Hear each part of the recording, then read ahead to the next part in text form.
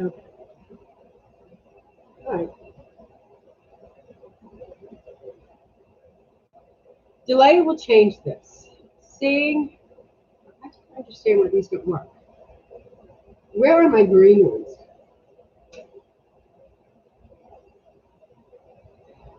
The green ones are the best. Delay will change this. Seeing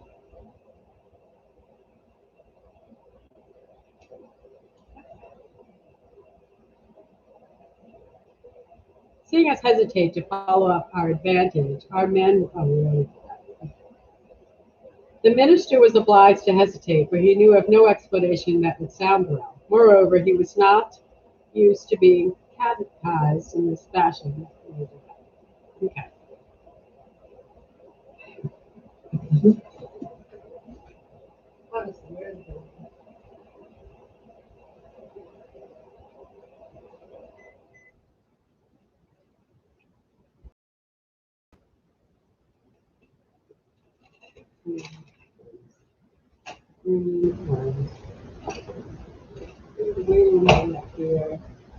What did it? Why? Why would I do that?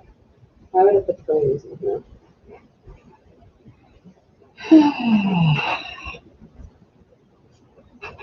On to Joan again.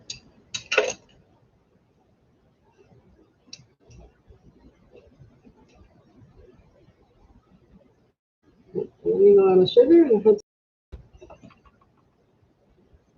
There, I take her under the royal protection. She has spoken the truth, the ungilded truth. How seldom I hear it.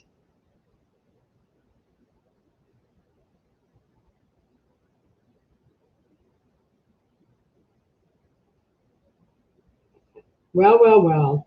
We will think of it. We will think it over and see. Does that content you, impulsive little soldier?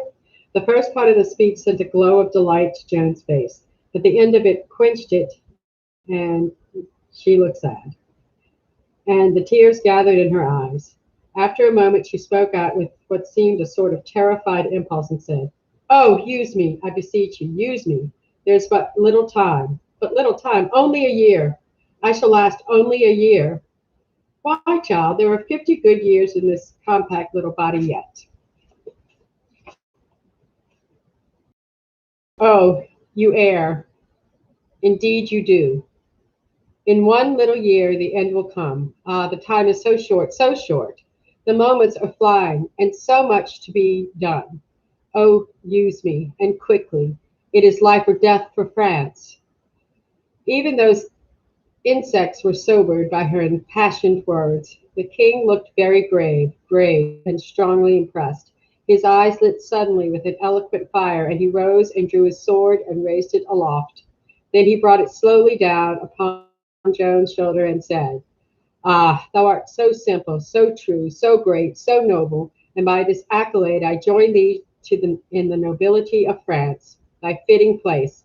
And for thy sake I do hereby ennoble all thy family and all thy kin, and all their descendants born in wedlock, not only in the male but also in the female line, and more, more, to distinguish thy house and honor it above all others.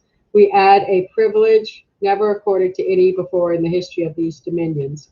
The females of thy line shall have and hold the right to ennoble their husbands when these shall be of inferior degree." Astonishment and envy flared up in every countenance. When the words were uttered which conferred this extraordinary grace, the king paused and looked around upon those signs with quite evident satisfaction. "Rise, Joan of Arc, now and henceforth, surname Du Lis, to grateful acknowledgment of the good blow which you have struck for the lilies of France, and they and the royal crown, and your own victorious sword, fit and fast company for each other, shall be grouped in your Escutcheon.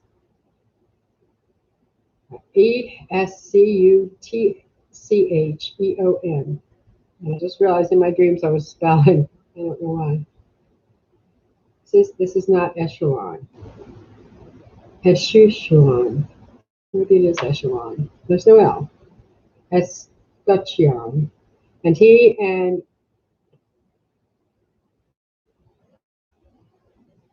Escutcheon. and be and remain the symbol of your high nobility forever.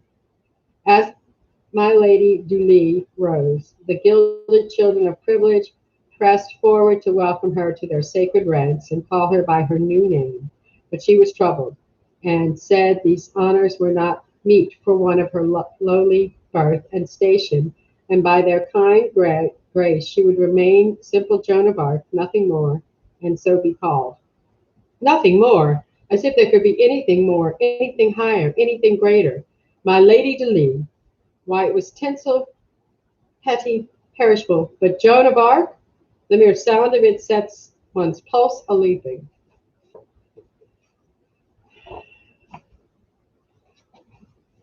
Chapter XXIV is 24. It was to see what a to do the whole town and next the whole country made over the news. Joan of Arc ennobled by the king. People went dizzy with wonder and delight over it.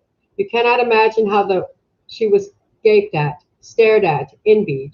Why one would have supposed that some great and fortunate thing had happened to her, but we did not think any great thing of it. To our minds, no more human hand could add a glory to Joan of Arc. To us, she was the sun soaring in the heavens, and her new nobility a candle atop of it. To us, it was swallowed up and lost in her own light, and she was as indifferent to it and as unconscious of it as the other sons would have been. But it was different with her brothers. They were proud and happy in their new dignity, which was quite natural, and Joan was glad it had been conferred when she saw how pleased they were. It was a clever thought in the king to outflank her scruples by marching on them under shelter of her love for her family and her kin.